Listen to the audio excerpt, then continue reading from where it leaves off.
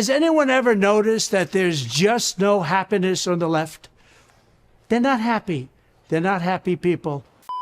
Why are liberals so angry? I have depression, anxiety disorder, and I'm confused about what gender I am. But you should definitely listen to me about how to fix this country.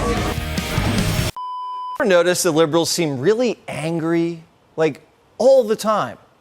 Donald J. Trump is now president of the United States. President Obama is the ex-president. Mr. Trump, for the moment. Imagine that! I hate this! Like We that? do not debate fascists! Fascists! President Trump sees it. Has anyone ever noticed that there's just no happiness on the left? They're not happy. They're not happy people. Well, it turns out there's science to back that up. For more than 50 years, studies have shown conservatives to be much happier than liberals. And the media is finally ready to acknowledge it. The New York Times publishing this, quote, "Those on the right are less likely to be angered or upset by social and economic inequities, believing that the system rewards those who work hard. Those on the left stand in opposition to each of these assessments of the social order, prompting frustration and discontent with the world around them." Unfortunately for you, it appears the liberals are only getting angrier. And the Times suggests it might have something to do with identity politics, citing one quote that says this: "Argue that recent events suggest that identity politics may correlate to a decrease in well-being, particularly among young progressives. Turns out getting upset about things you can't control is bad for your mental health. Instead of getting angry, try laughing instead. Maybe go out on a date, although it's kind of tough out there." Dating in 2024.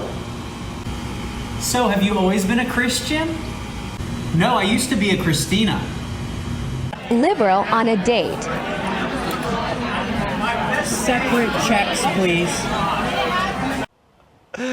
John McEntee, founder of The Right Stuff, joins me now. All right, McEntee, I'm having you on because my daughter who's 12, Sophia, loves you. I don't know whether that's a good thing or a bad thing, but we're going to roll the dice. It's a great thing. Tell me why that you believe liberals are just so unhappy all the time. I think most liberals are insecure people, and they find meaning in adopting some made-up identity instead of just being themselves. You know, they replace faith in God with faith in the state, and instead of family being their focus, they focus on things like racial and social justice. But ultimately, that leads to a less fulfilling life, and probably why they're so stressed out. And they can't handle the stress. I mean, even the slightest bit of resistance to anything they want makes them feel unsafe. Most people consider that feeling to be just a little uncomfortable, but they consider feeling uncomfortable with unsafe. Yeah, they're trying to internalize all of the world's problems and then project it onto everyone here. There are, I don't know what's going on. They've tried to remove truth from comedy, from television, from academia. And ultimately, when you have a movement that's not based in truth, it just ends in disarray. And that's probably what we're seeing. On these college campuses, are they creating problems for themselves? We've been talking about this for a while, trying to figure out why the women are the primary kind of voice of these movements. And I think a lot of it has to do with the choice of majors.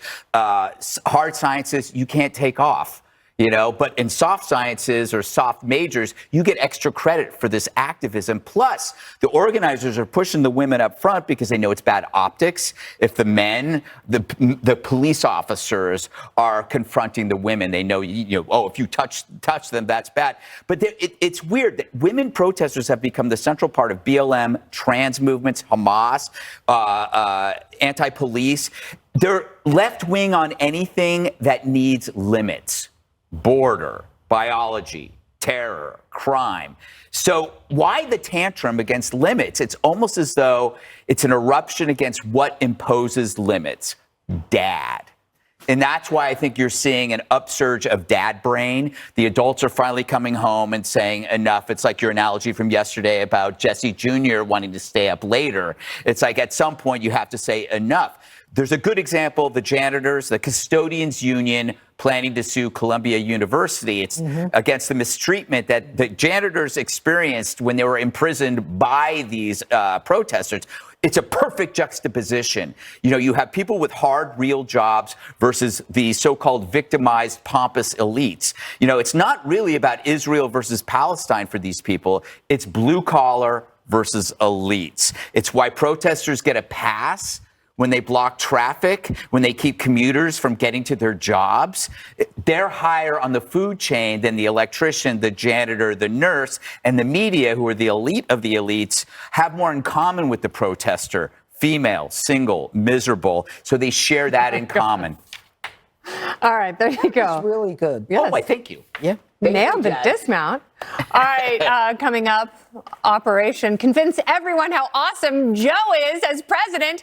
It is now officially underway. Stay with us. I'm AI Donald Trump, and I approve this message. The fake news. Wake the woke. Wake up, America.